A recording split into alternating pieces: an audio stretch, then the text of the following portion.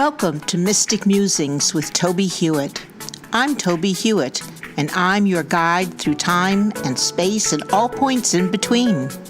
Mystic Musings will give you insight into who you are, why you are here, how to live an authentic life, and where you fit into the universe around you. Join me on this path of mystical exploration.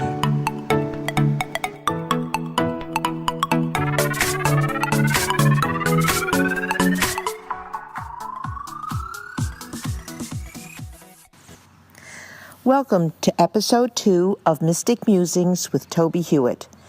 Today we will be discussing who we are on this plane, about entities that never incarnate, and our wider connection to everything around us.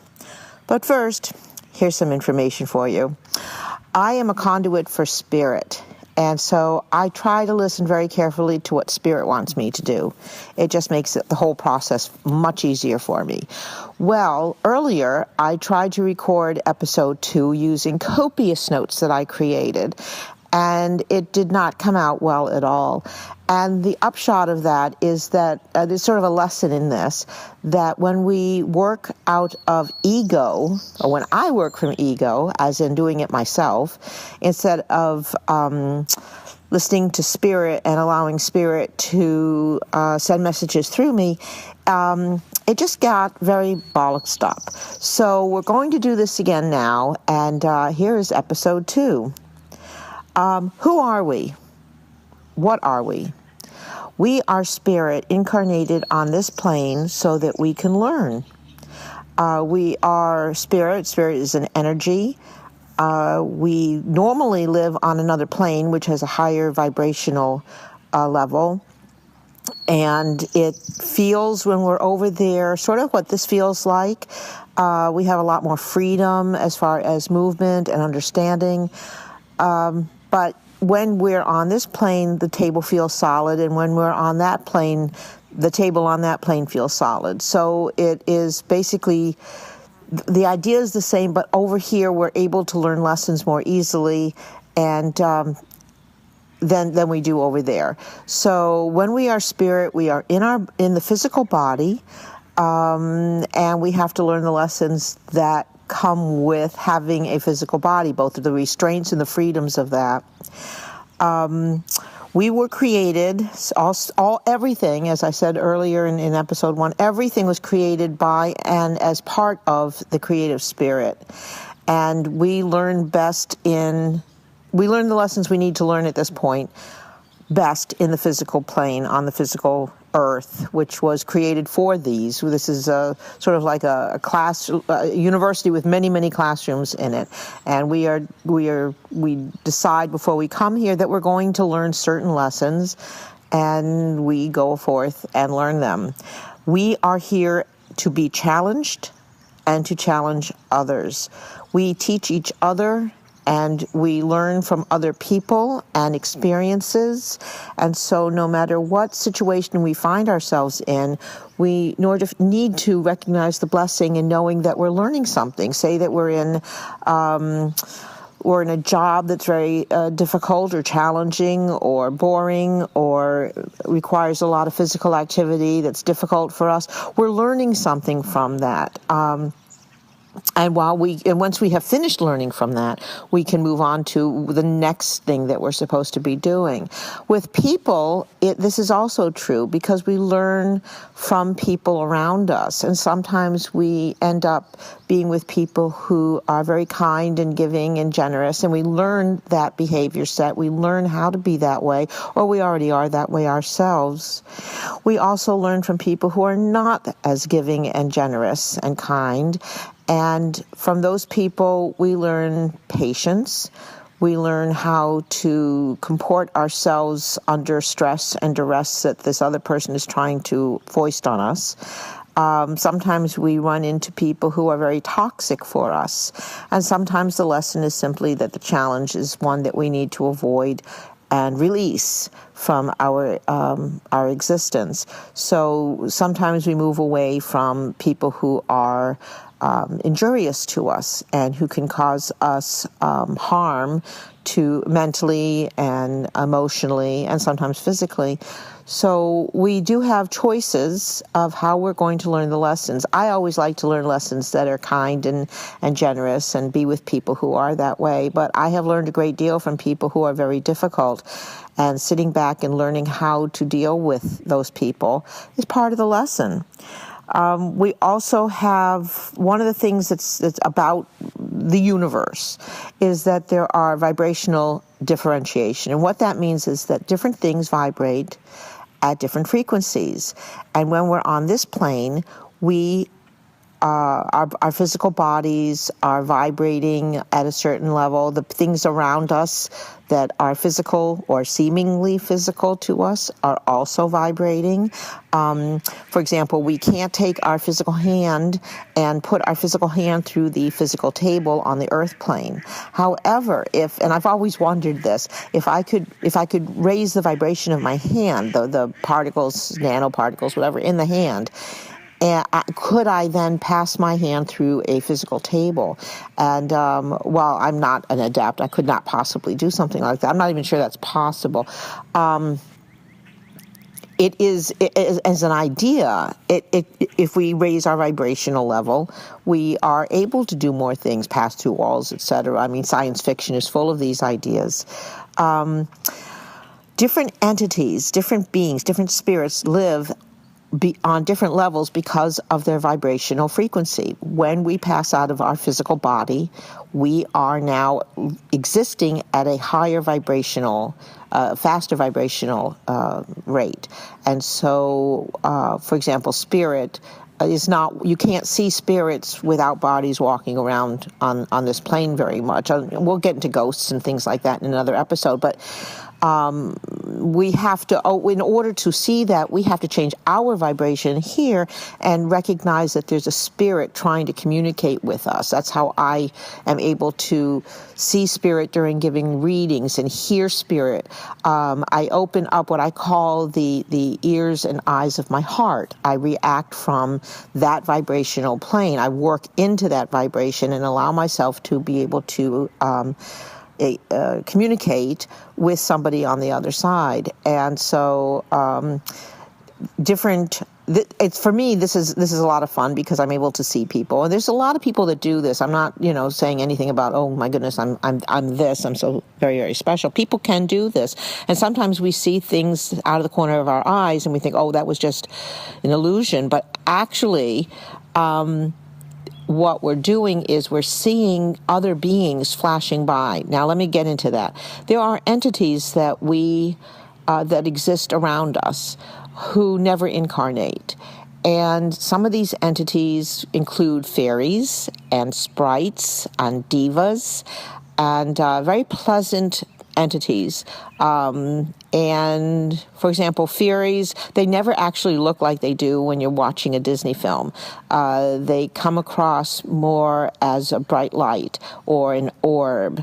And they also look as like flashes that go through your room or whatever. They're very kind spirits. They're helping spirits. They're not spirits. They're entities. Divas are normally found in farming situations, in gardens, and there's a place in Scotland that a group of people went and inhabited, and it was very poor for growing vegetables and fruits, but the divas showed up, and they helped grow these amazing vegetables and fruits for these people. And you can visit it. It's Findhorn or Findhorn, I'm not sure how to pronounce it, in Scotland. So those are divas, and they're very kind entities, but they never incarnate into physical bodies because they don't need to. There's no lessons for them to learn there. Let's see, staying on the positive side of things, There are also beings on the other side who do not incarnate regularly. Teachers, for example, sort of go back and forth, and they impart lessons, but they don't necessarily take physical form. They're teachers on the other side, to spirit on the other side. Then there are masters who never incarnate, but they do come into bodies, which is a totally different thing we'll talk about another time. And, for example, Jesus was a master, and Buddha was a master, and there have been many throughout time who have come here to teach us lessons. We're not very good at learning the lessons, but they really tried teaching us lessons.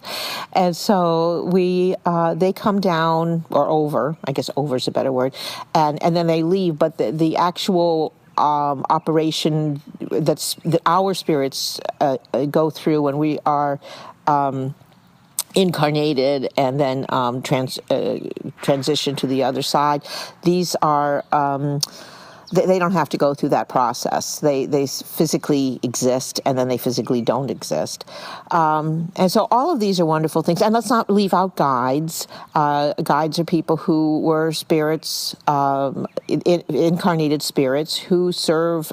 They learn a lot, or they want to stay on the other side, and they want to help us during this lifetime. Like my main spirit guide, Roger.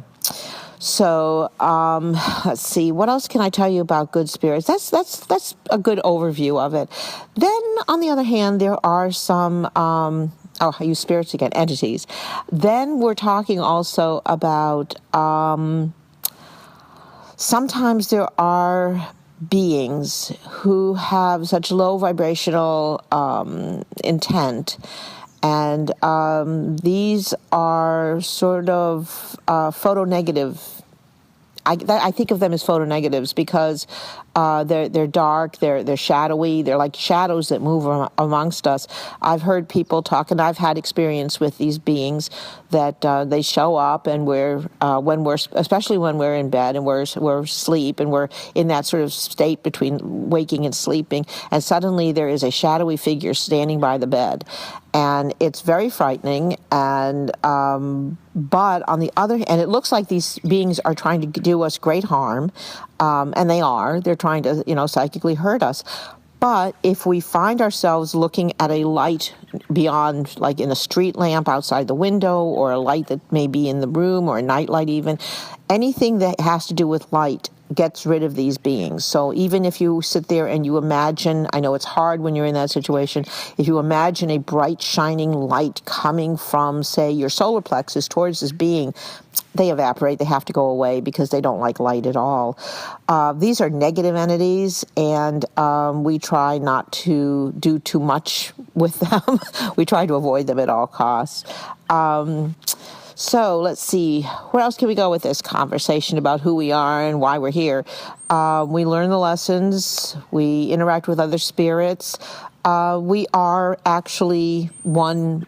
We are one. It's a hard concept. All of our spirits are interconnected.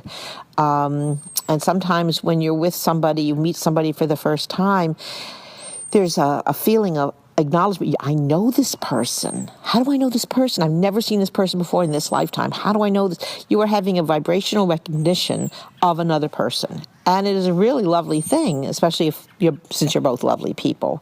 But we're connected one to the other. We're connected on something called the interdependent web, on which all things exist.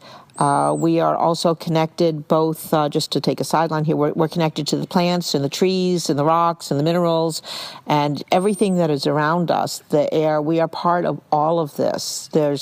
When everything is distilled to its finest being, we are all one. We are that energy. It's that energy.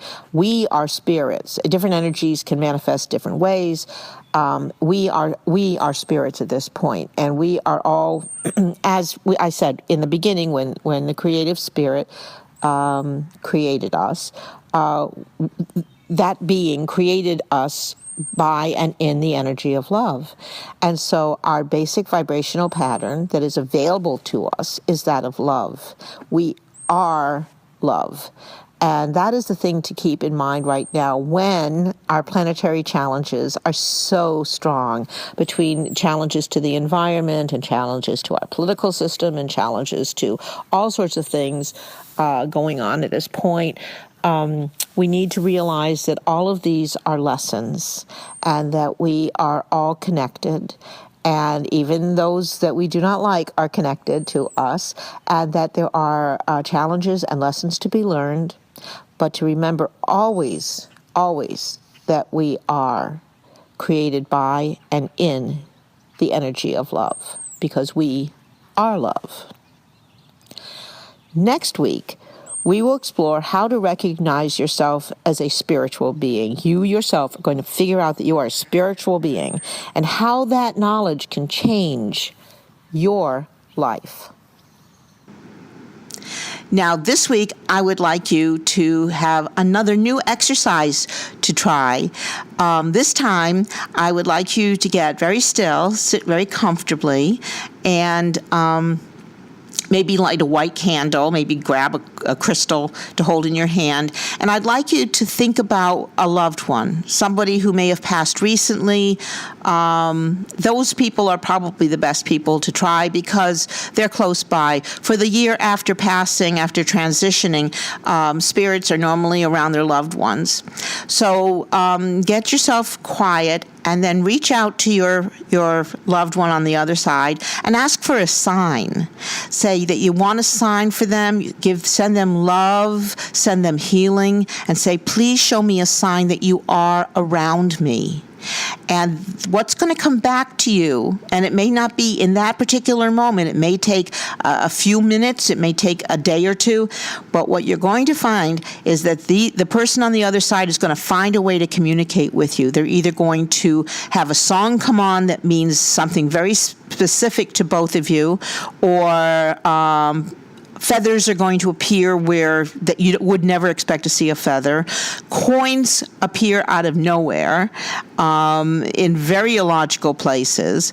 And so there are a variety of ways. Oh, another one is you might, if they wore perfume or cologne, you will suddenly smell that. So your exercise for this week is to make contact with a spirit of a loved one from the other side so that you know absolutely. Again, this is the main lesson of this podcast. There is no death. There are no dead. There is nothing to fear, and loved ones are always around you. Thanks for listening to this episode of Mystic Musings. Please join me every week to continue our exploration of all things mystical that can help you have a more practical and magical life. Please visit my website, tobyhewitt.com, for more information and to read my blog postings. And join me also at pathwaystomindfulness.org to learn how you can schedule a presentation. I'm available for mindfulness training, demonstrations of psychic abilities, and individual readings. I also have a number of books on mystical topics on Amazon.com. I look forward to hearing from you and answering your questions. Please contact me through tobyhewitt.com.